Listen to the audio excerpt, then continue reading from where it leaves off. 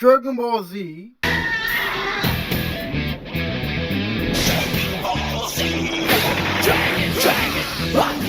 Dragon Ball Z, a show that took the world by storm in the 80s to 90s, particularly in the 90s to 2000s in the States.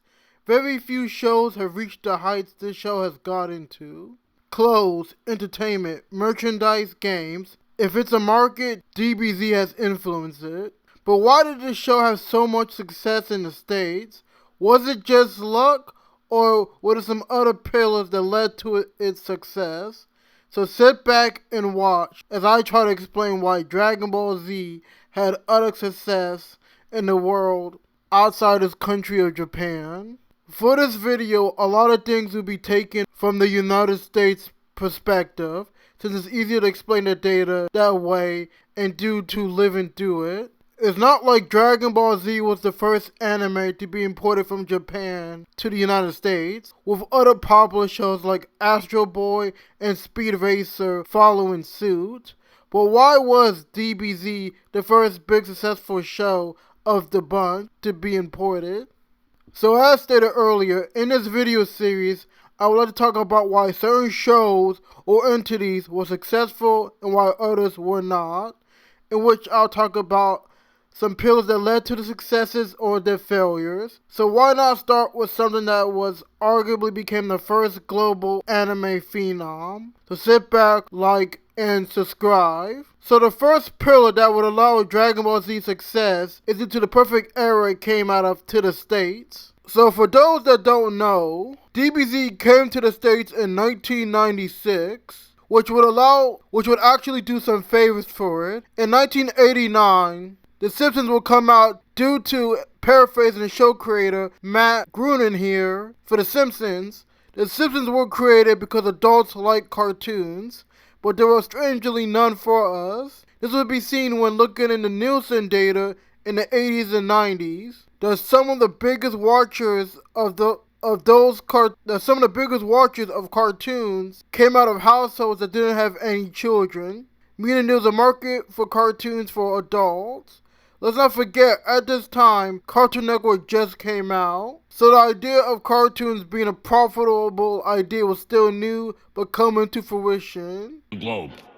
Cultural historian Christopher Cook argues that The Simpsons is really one of the first mainstream postmodern shows, a collage of recognizable pop culture elements glued together by irony. This would become a defining feature of many of the adult animated shows we know and love today. You have to understand, I know DBZ is an anime, but when it came out in the States, most people didn't know what anime was, unless you had an uncle that would send you tapes from Japan, or you picked up some random tapes or manga at a random garage sale. To most people, DBZ was a cartoon. So when it would come to the States in the 90s, it was looked at as a cartoon. In Japan, lots of animes written for boys would be marked as PG-13 in the States, even though they might be PG in Japan.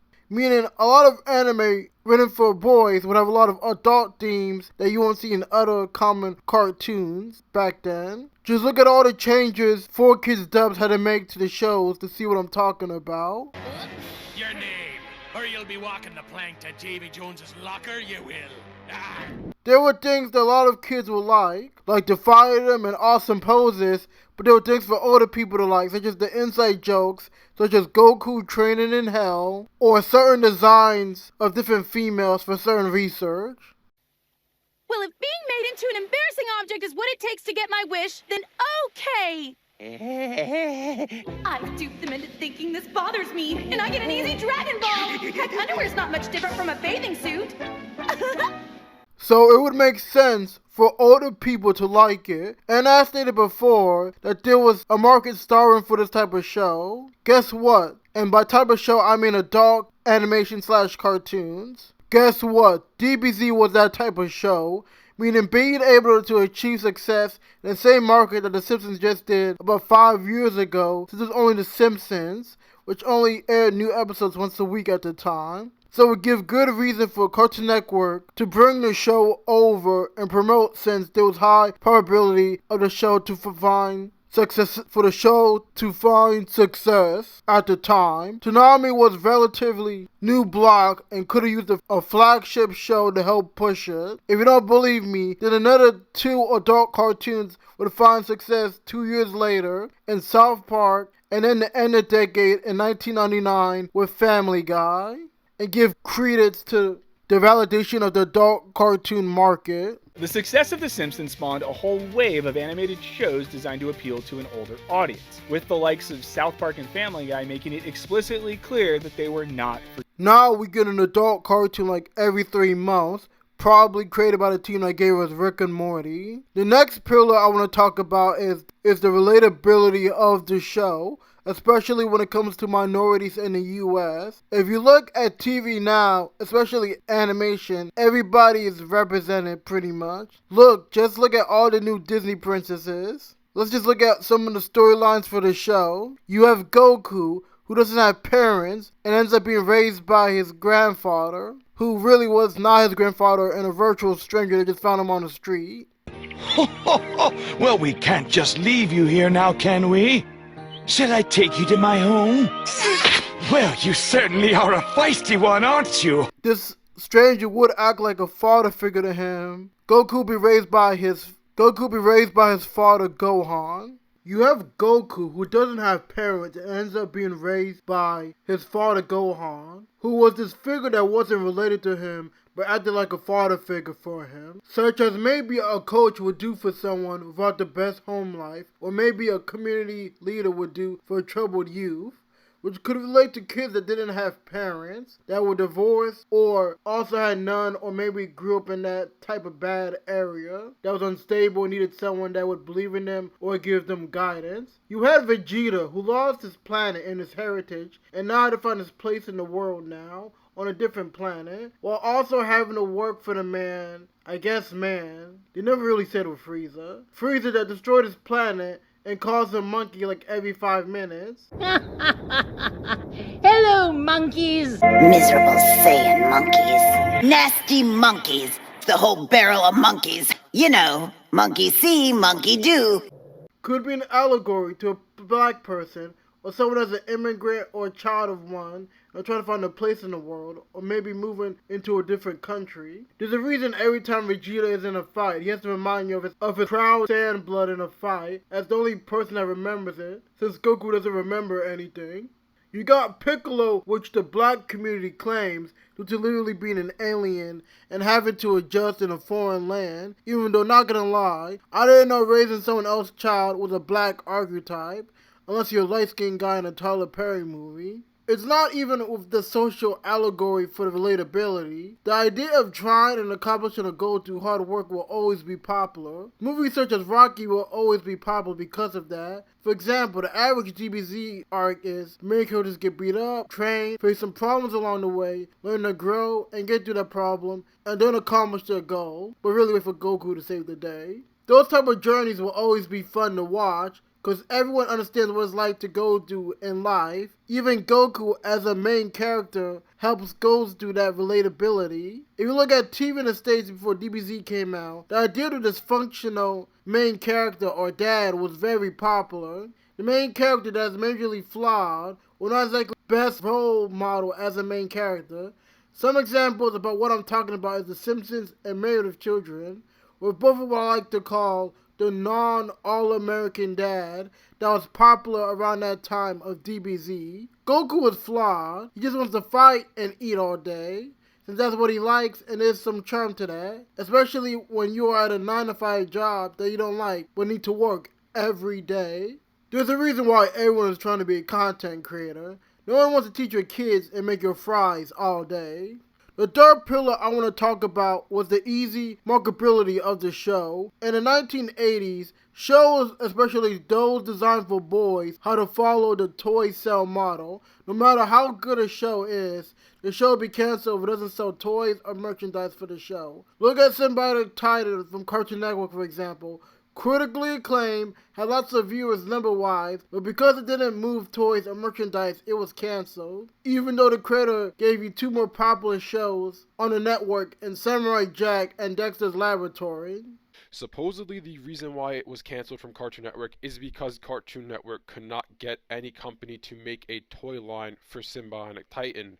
They went around what I like to call, if a show doesn't move toys, then buy model. That's part of the reason why a show like Titan got canceled, but Teen Titans Go is on its 11th year. The first show to follow this model would be He-Man in the 1980s, which a lot of times they create a toy for the show that didn't actually make the show, or they introduce new plot just to sell some toys. DBZ would most likely have been cancelled after the Frieza arc if it weren't for selling the action figures, games, and merchandise they sold. Teenage Mutant Ninja Turtles was another example of this in the late 1980s. A big action show that was able to sell merchandise such as lunchboxes and toys, which helped make the producers want to make more of the show and produce it and market it as much. And networks wants to bury the show, they will. Just look at the last seasons of Adventure Time and some seasons of Steven Universe. DBZ would come into this era when the thinking mindset was prevalent, when networks were looking for a big action show that would be popular to specifically the male audience at the time and sell merchandise. Heck, TV shows are so into that idea and that market, they would create a network just for said boys' audience in February 2009, being Disney XD. I'm not gonna lie, they sacrificed my boy Jetix for that population. Some of the marketability could even be due to how said show is even written. Imagine you trying to explain to your friend what Dragon Ball Z is, and you show them a scene when Goku goes Super Saiyan for the first time.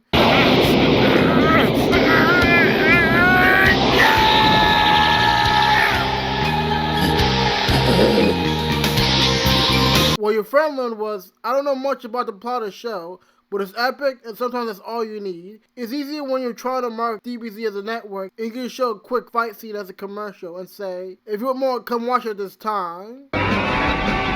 We'll keep bringing it. Keep watching. Only Tsunami. Ready for the game?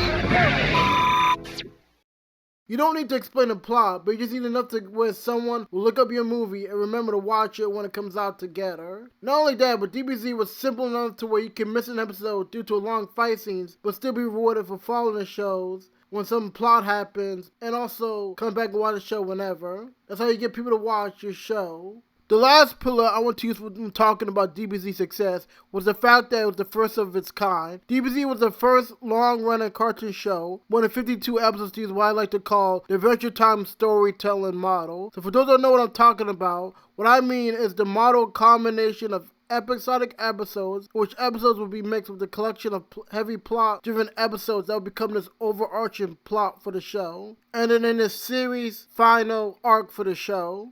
Think about Gravity Falls and Adventure Time, for example. I'll call this the Adventure Time model because it's the first show to really use this model. And the fact that if you look at the people that worked on Adventure Time, will go and create their own show in which they would use this model, such as Steven Universe or Our House. Forever. So what's next? Adventure Time's over, okay, whatever. Let's not cry about it, babies. Well, Pendleton Ward is actually making a new cartoon for Netflix, so we're gonna see some good new Pendleton Ward weird stuff very soon. As for the rest, the rest is history. Rebecca Sugar went on to make Steven Universe. People from Steven Universe are making their own cartoons. It's the cycle of life, baby. When this model is used for children's shows, it is usually a well-received model when done right. Some of the top shows in the last decade to follow this model, such as noted before, was Adventure Time and Gravity Falls. This model seems to work because you can attract an older audience that would be interested due to the storytelling element and story crafting, while also still keeping in youth due to the randomness of the non-plot specific episodes. Sometimes this model is even apply to shows that didn't use it before. An example of this would be the Scooby-Doo Mystery